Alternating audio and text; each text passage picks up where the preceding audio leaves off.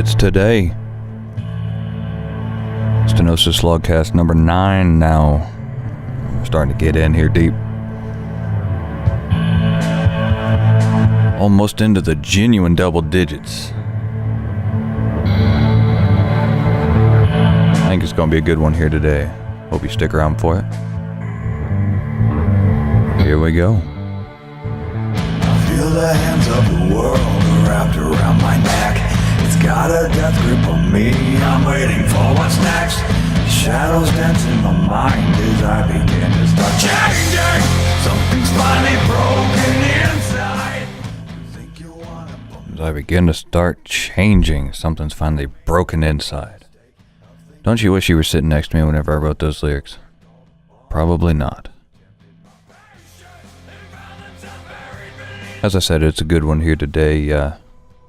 I've been wanting to sit down and do a SlogCast here for a while, and then part of what I'm going to talk about in here deals with why I haven't done that. Most of you know, if you're just tuning in now for this SlogCast one, you have missed 8 episodes, but you can go back and listen to those. Some of you know. I have a son, and he's almost 6 months old. That's what I tell him all the time. And he's just the coolest little dude ever. But he was born with a number of difficulties. For one, that the doctors always said he wouldn't survive, and he did. He proved him wrong there. And he's doing great. He's a happy little boy. And but one of the things that he was born with is called clubbed feet. And I actually had clubbed feet whenever I was born, or clubbed foot anyway. But he has clubbed feet. Both of his feet are clubbed. And if you don't know what that is, that's where the bones in his feet are bent in. So they're bent in, and then they're also bent up. So usually they go through this thing. It's called the Ponseti method. It's where they do a series of casts on the baby's legs to slowly and progressively straighten their feet out. And then they do the thing called a tenotomy, where they go in and they literally cut the baby's Achilles tendon. Because whenever a baby is born with clubbed feet, the Achilles tendon in the back of the foot, if you don't know what that is, then reach back to like behind your ankle, and you'll feel this the thing that sticks out of back where like your foot connects to your lower part of your leg. That's your Achilles tendon. And so they cut that because it's too tight. It doesn't allow the foot. They call it drop foot, where the front of the foot faces forward. Anyway, we're getting ahead of ourselves here. We're going through and dealing with him getting new casts. He gets new casts every week, and it's really difficult. It's a painful thing for the babies involved. It's not just him, it's any baby. Some babies tolerate it better. It's actually the second time he's had to be casted. The first time he was in an excruciating amount of pain for a week, and the doctors said that he, as they classified it, failed miserably. And that's extremely hard as a parent to go through and deal with. Not only are you not sleeping, and whenever I say not sleeping, I mean not sleeping, because your child is screaming all the time, and it's not a thing like you're not angry at the child. Like, I was never angry at my son. I always felt bad because I wish that I could take the pain away from him. I wish that I could just move the microphone. I wish I could just instantly make his feet better so that he could walk in the future without him having to go through the discomfort and the pain. But I can't. So the only thing I can do is be there for him whenever he's going through these procedures and whenever he's getting these casts and the subsequent days and nights where he's pretty uncomfortable or in pain and he's crying. And like I said, that's every week he gets new casts. And it'll be that way for the next 8 weeks. He has more difficulties than just the club feet, and among those, it means that his clubbed feet will take longer to correct than what is quote unquote typical. And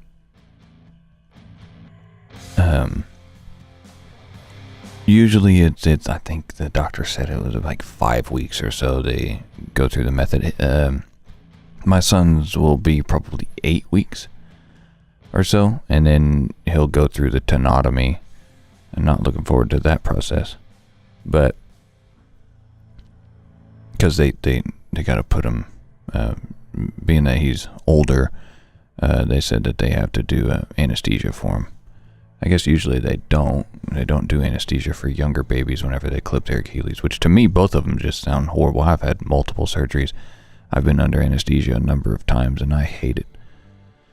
First time I wasn't even scared, and the nurses thought I was crazy. But now years and years later, and surgeries later, I understand why they thought I was crazy. Anesthesia sucks. But I've been going through that and trying to take care of my son and trying to be the best dad that I can for him. I think that's every father's goal. To always want to be the best father that you can. I certainly, want to be a better father than mine. If you don't know anything about that, there's a song about it. But I do my best to be a good father to my son, and also work hard on Stenosis and creating content that hopefully you guys enjoy. You guys, gals, girls, you people enjoy. And it is a constant struggle. It really is. Because whenever I'm creating content, I want to spend time with my son. But I want to be more than my father was. My dad, let me tell you a story about him. Whenever I was born, from the way I understand it, my dad took a job as a milkman. And he still is a milkman, as far as I know. And one thing that I wanted to separate my father from my son's father, or me, is I want my son to never be afraid to chase his dreams. So I'm chasing my dreams, or continuing to chase my dreams, as I have been for years, even before I had a son. And show my son that it's okay for him to chase his, regardless of what that is. If he wants to be a musician, then I want him to chase his dreams of being a musician. And or if he doesn't want to be a musician, then it doesn't matter what he wants to do. I just want him to know that it's okay to always strive to be better and grow and be persistent in what you want to do as a career in life. Because I watched my dad for years, driving a milk route and having no retirement. He didn't have any real vacation. I mean, it was kind of a, as they say in like the Midwest or the South, it's called a gentleman's agreement, where it's nothing on paper. You just have an agreement with your boss that, you get, a couple days a year or something of vacation. And he, picked up heavy crates of milk every day and just delivered stores, and there's no advancement in any of that. It's not for a big milk company or industry, I guess you could say, but there was no advancement. And I always thought to myself that I thought it was kind of sad, really, that I knew my dad had all these aspirations. I knew that he wanted more out of life, but he stayed a milkman and just kept driving the milk route, and never have the opportunity to retire or or to have a more comfortable life whenever he gets older, or to live his dreams. I mean, this is, as far as we know, the only life we have.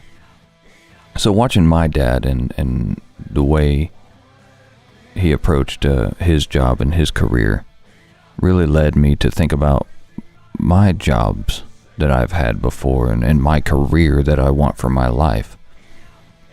And having a child, some people might say that it gives you an instant change in your mindset. For me, that wasn't true.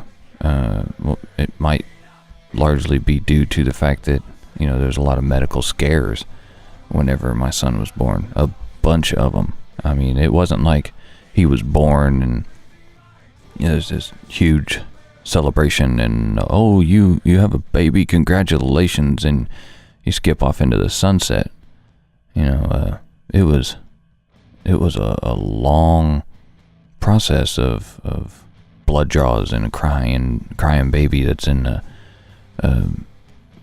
what they call it, a NICU, or NICU. It's like neonatal. And it was an intensive care unit for babies. And so it was difficult, but it's been a gradual process over time. And I went through a really, really deep bout of depression, which you may have noticed. I spoke about it in a couple of these slogs, where everything just felt like this cloud. I couldn't focus at all. I couldn't think of a direction to go with stenosis. I had no motivation to do anything. And it bugged me. It really did. I started taking vitamins, and those have helped quite a bit. I started taking a vitamin D and a vitamin B12, and those have helped a lot, actually. But things have started to clear up. I started to get a little bit more focused on what I want to do, and my schedule is, I say schedule, but between, not sleeping at night and trying to do the best for my son that I can, and do the best I can for stenosis, that schedule is pretty tight. And I actually have written down a new tentative schedule that I'm going to go forward with in the future, and it's going to be a lot of work, but I would like to do it because I want to create more content. I want stenosis to be more successful, and I also want to help more people, and I want to give my son something to be proud of whenever he grows up and people ask him, well, what does your dad do? I want him to be proud of what his dad does, and I want him to be able to confidently say what my career is. I never want him to kind of be like I was whenever I was a kid, and somebody would say, well, what does your dad do? And I'd say, well, my dad's a milkman. I don't know, maybe that's wrong, but I want my son to be proud of me. Words can't express how proud I am of him. And I want to give him something to hold his head up high for. And that's now the driving force behind stenosis. It used to all be about me. And now, if I'm honest with myself, it's all about my son. I could easily quit stenosis and just go get a job, just like my dad did, and do the safe thing. But that might create a situation where it doesn't quite give my son the happiness that I can, hopefully give him by making stenosis more successful. So yeah, it's just been a weird sort of transitional period, I guess you could say, mentally for me. And it's something that I'm coming into more clarity with, like I said, trying to gain a more, trying to get a hold of, how do you say it? Try to get a hold of where I am, where I want to go, and what I want to do and why I do what I want to do. That was a big struggle for me for a few months. It was the why. And I just realized that the why now really is my son. Really is trying to give him the best life possible. You know, the life that many doctors said he would never have. So if that means that I fail doing stenosis by means of I never grow it to the point where it's totally financially stable to do and grow, then hopefully, even if that happens, my son can look at what I did and realize that it's okay. He can look at me and say, it's okay. Chase your dreams, because you can always fail at doing what you don't want to do. So you might as well try to do what you want to do. And just because you fail once doesn't mean the journey's over. I've failed multiple times in stenosis already. And it's kind of like going back to what I mentioned in the SlogCast before, like a skateboarder, or if you're learning guitar. If you're trying to learn a song, you're never going to sit down and play that song exactly right the first time, or the second time, or the third time. You try that trick on the skateboard and you fall down, you get back up. You try playing that chorus to that song, missed note, try it again. Start over. I know that's what I've done with many Metallica songs. If you made it this far, as always, say, I did it. Thanks a lot for being here.